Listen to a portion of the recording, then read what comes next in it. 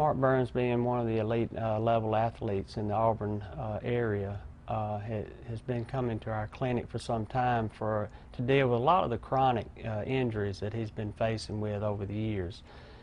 It seemed like we'd clear one up, and then in just no time there'd be another one would crop up, primarily the hamstring in most of the cases on his left side.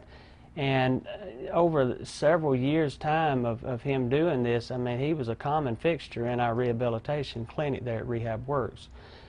And Marc presented us with this additional injury with the foot. We did know that the physicians had explained to Marc that that could be a career-ending injury, that if they had done surgery, that he could probably not compete on the level that he is competing now. We noticed this huge callus developing under the second met head on his foot. After Marc was fitted for the orthotics in Atlanta and he and I came back to Auburn, I never saw Marc again until about 8 months later.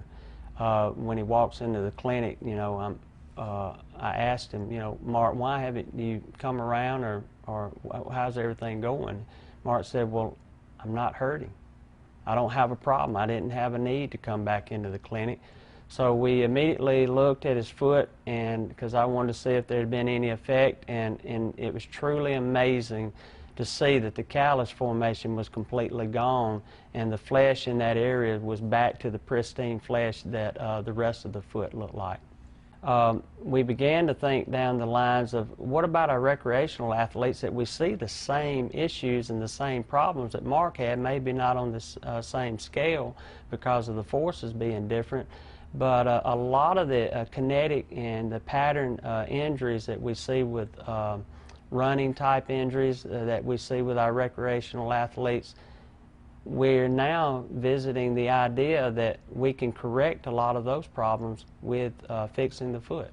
And we recognize that we can clear up a lot of these pattern overload injuries through the use of these orthotics.